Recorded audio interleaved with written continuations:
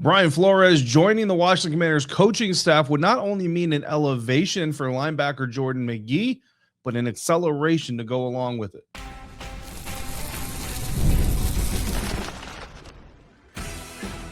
You are Locked On Commanders, your daily podcast on the Washington Commanders. Part of the Locked On Podcast Network, your team every day. This is Locked On Commanders, part of the Locked On Podcast Network, the #1 sports podcast network. And I'm David Harrison, your guy on the ground, credentialed member of the media covering the Washington Commanders for WUSA 9. You can also find me writing about the Commanders for Commanders on SI. And I'm here with you 5 days a week, including sometimes multiple times per day. Another bonus episode coming for you here today of Locked On Commanders. If Brian Flores were to become the next Commanders defensive coordinator, there would be some guys left out in the cold, schematically speaking. But first, we're going to start off with the players on the roster who would benefit the most from Coach Flores' arrival to the DMV. All of that coming up on this bonus episode of Locked On Commanders, part of the Locked On Podcast Network, your team every day. So, Brian Flores, we talked about this in depth on the last episode. Yes, he's got a head coaching interview. Well, he already did his head coach interview with the Baltimore Ravens. Potentially could receive some more interest out there. I think he's a really good fit for the Pittsburgh Steelers. Unfortunately, for the cause that we're trying to kind of hope and fingers crossed could come to fruition here. There are reasons that I think Brian Flores might leave the Minnesota Vikings, even if it's just for another defensive coordinator position. Talked about that in the last episode, like we did with Denard Wilson, Tennessee Titans' current defensive coordinator. Now that we've kind of done our deep dive into what Brian Flores is as a D coordinator, I wanted to look at the current projected 2026 Commanders roster and identify some players that I think would benefit from Coach Flores' arrival to the Washington Commanders staff, and also some players that I think would not benefit from Coach Flores' arrival. But let's start with the good here, right? And let's start with linebacker Jordan Magee, because I know there's a lot of you out there who wanted to see Jordan Magee elevated in 2025. Hopefully you noticed there late in the season, especially when Dan Quinn took over the play calling, took over the defense, and all those things, that Jordan Magee did, in fact, get those starter level reps. Wasn't the Mike linebacker, didn't replace Bobby Wagner, and I suppose there's going to be some who didn't want just the reps. They wanted the reps and the benching of Bobby Wagner to make them feel good. But bottom line is Jordan Magee getting the starter level work that a lot of people wanted. I think he did a pretty good job. Wasn't perfect, but I mean, who is? And nobody is, especially a young linebacker. But he was very, very good. When Brian Flores arrived to the Minnesota Vikings organization, he replaced a veteran linebacker, team captain Eric Kendricks.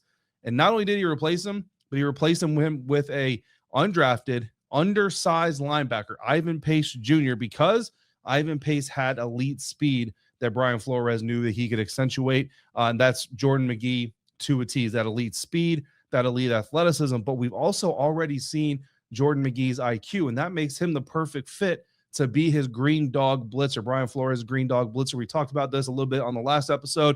Dive into here just a little bit. The green dog blitzer in the Brian Flores system. I don't know if he still calls that to this day, but basically the idea of this blitzer is it's your linebacker typically who is responsible for the running back. If the running back stays in to block, then that linebacker doesn't turn into another zone defender like some defenses do. He turns into a blitzer. He immediately attacks once he sees the running back staying in to block. Sometimes it goes the other way. Sometimes it's just a straight up zone recognition thing anyway. But in Brian Flores' system, what we've seen in history is that's what he likes to do. Then if that running back stays in the block, picks up a different blitzer, the guy that was covering the running back who's now blitzing is free to get after the quarterback. If the running back is on a delay release out into the flat or wherever he goes, the linebacker then adjusts, sticks with the running back. Bottom line is he's attacking that running back, because even if the running back, say the running back doesn't kick over to the other side, that linebacker, Jordan Magee, is going to attack that running back, eat up that extra protection that the offense leaves in, potentially freeing up an edge rusher winning his one-on-one or a delayed blitz from another part of the formation. Really fun stuff there that I think Jordan Magee's athletic profile, but also the IQ that we've seen him demonstrate already, and the IQ that's naturally going to grow over time with experience, would fit really, really well. Well, Flores likes to use linebackers in that. He likes to use safeties in that as well. But I think Jordan Magee just kind of fits the mold for that role under Brian Flores' system. So what we've seen him as we've seen him become a developmental backup role player, and then, like I said, late in 2025, get those starter level reps. I think in 2026, if Brian Flores is the D coordinator, Jordan Magee takes that step up to playing faster, but also being a feature part of the Washington Commanders defense. Number two, the Swiss Army knife role. Every defensive coordinator likes a Swiss Army knife, but how they use that Swiss Army knife is certainly going to be different. I think Frankie Louvu kind of fits in that Andrew Van Ginkel type of guy. The way the Minnesota Vikings, Brian Flores more specifically uses Andrew Van Ginkel is he uses him as an off-ball linebacker. He uses him as an edge rusher. He uses him as an A-gap blitzer. He uses him to run fit. He uses him to do just a little bit of everything. I think Frankie Louvu fits that bill to a T, and I think that you can see Frankie Louvu become a multi-dimensional, multi-layer impactor for the Washington Commanders defense in year one. And then your special teams pipeline, Brian Flores prides himself on finding guys to use in his defense because of their special teams prowess. Who does that sound like in Washington? Jeremy Reeves. You already know that answer. Good open space tackle, open field tackler. Look, had some miscues in the first year getting as much defensive work as Jeremy did this last season, but that experience is going to bank. His intellect is going to take all those experiences, turn them into knowledge, and then Brian Flores is going to turn it up even more. And I think you see Jeremy Reeves really take a step forward. There are a lot of times where Brian Flores will use 3 or 4 safeties on the field at one time. Having a guy like Jeremy Reeves who can really attack the ball carrier would do really good things in Brian Flores's dime formation, which looks a little bit different than other people's dime formation. Not a straight up dime the way that other people see it. So Jeremy Reeves, role player, special teams guy, really good backup. I think he becomes an important role player in the Brian Flores defense if he arrives. Some honorable mentions as well, because there's a few guys that you can even add to the list. I think Kane Medrano and his various skill set, I think really benefits. And Tyler Owens. I think Tyler Owens is a guy that this defensive staff has kind of had a hard time figuring out where they want to use him. I think Brian Flores comes in, identifies the traits, use that scouting background to his abilities or to his advantage, identifies what Tyler Owens does best, uses him in that role, and helps Tyler become more of an impactful player for this Washington Commanders defense. But of course, they can't all be hits, right? There's going to be some hits, but there's also going to be some misses. And there are some guys I think that would unfortunately find themselves with a little bit of a challenge if Brian Flores were to arrive to the Washington Commanders. That's coming up next on today's episode of Locked On Commanders, part of the Locked On Podcast Network, your team every day. And this bonus episode of Locked On Commanders is brought to you in part by FanDuel. The NFL playoffs are here, and FanDuel is officially in playoff mode every game day. During those NFL playoffs, FanDuel is giving customers even more ways to get in on the action. Right now, every NFL playoff game day, FanDuel users get a profit boost pack waiting for them inside the app each and every game day. You're going to see a pack loaded with multiple profit boosts that you can then apply to the bets you like the most. You open your profit boost pack first thing on game day, see which boost you have, see which boost you want to apply to which wagers, and that boost lets you lean into your game day instincts, whether you're back in momentum, defense, quarterback play, or coaching. The boost is going to give you more juice on bets you already like instead of forcing you to play something you may not want to be interested in because you want to get the bonus. Every play feels bigger, and the boost makes your bets feel that way too. So make your picks, then apply your profit boost to go after even bigger payouts while the playoffs are underway. So visit FanDuel, an official sportsbook partner of the National Football League, and grab your profit boost pack every NFL playoff game day. Today's episode of Locked On Commanders also brought to you by Ultimate Quarterback Football Legend. The draft positions are set for the majority of the league, and so many teams are going to be out there looking for franchise quarterbacks. If you've ever wished you could become a pro quarterback, getting drafted first overall by the Washington Commanders, now you can. There is a mobile game just for you called Ultimate Quarterback Football Legend, and in this game, you step into the cleats of a number 1 draft pick, and it's your job to lead the team to greatness, help turn a failing franchise into a dynasty, and it is the number 1 quarterback career mode game on the mobile app store right now. It introduces the most realistic environment with full career control, including actual games that you play in 2D. So head over to ultimate-qb.com. That's ultimate-qb.com and search for Ultimate QB in your app store. And we've got something special just for Locked On listeners. Use the promo code Locked On, all caps, all one word, in the game store, and you'll get a free boost at the start of your career. Ultimate QB Football Legend QB1.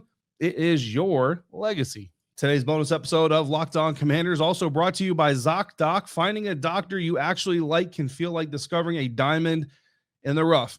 Don't I know it? You want someone in network. You want them nearby, and you want them to have availability. But you also want a doctor who actually listens, makes you feel comfortable, explains things clearly, and helps you walk out feeling confident about your next step. Sounds like a unicorn, diamond in the rough, whatever you want to call it. It exists, and finding them is easier with ZocDoc. ZocDoc is a free app and a free website that helps you find and book high-quality in-network doctors so you can choose someone that you truly connect with. You can search by specialty, you can search by symptom, and you can choose in-person or video visits, which makes scheduling obviously a lot easier. And they even have verified patient reviews for you to dive into. Usually you get appointments within 24 to 72 hours, and sometimes they even have same-day openings. So stop putting off those doctor's appointments. Go to ZocDoc.com/LockedOnNFL and find and instantly book a doctor that you're going to love today. That's ZocDoc.com/LockedOnNFL. ZocDoc.com/LockedOnNFL. One more time, ZocDoc.com/LockedOnNFL. Thanks to ZocDoc for sponsoring today's episode. Thank you for coming through for this bonus episode of Locked On Commanders, making this your first listen of the day, and everydayers to the everydayers who come through for every single episode. A special thank you for you coming through for this one as well. And thank you to everybody for helping to make Locked On the #1 sports podcast network. If you haven't already, please check out the Everydayer Club, LockedOnCommanders.supercast.com. You've got the basic level, you got the all access level, and you get all kinds of perks no matter which level you decide to participate in. A lot of fun stuff going on there, including during the offseason. This isn't something that just goes away because the regular season and the is over and the Commanders aren't in the postseason, unfortunately. However, Brian Flores could help potentially get the Washington Commanders in the postseason so that this time next year we're talking about a playoff game coming up instead of offseason moves.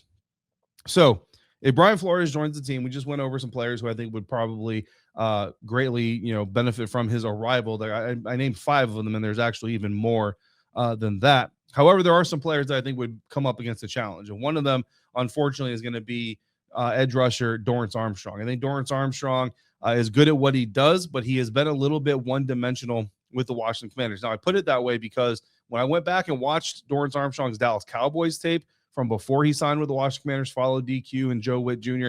over here from the Cowboys, I saw a little bit of the things that I think Brian Flores would like to use, a little bit of dropping off in coverage here and there. I'm not saying every down or all the time or anything like that. I just wonder how much is still in there, especially coming off that ACL, man. That's going to be a big test for Dorrance Armstrong, and I just don't know if he's going to ultimately fit the level of speed, the level of agility, the level of versatility that Brian Flores likes in his defense. He really wants the ability to use everybody in just about every way possible outside of maybe the interior defensive lineman. And unfortunately, Dorrance is not going to move inside. Ironically, a guy like Jamin Davis would have the athletic profile for Brian Flores defense. In fact, Jamin Davis actually spent some time with the Minnesota Vikings after he was let go by the Washington Commanders. So I look at not Jamin Davis returning, because that's not going to be a thing, but Jacob Martin is a guy who did really well for the Washington Commanders defense last year. He's not currently on the roster, but he is kind of an added bonus.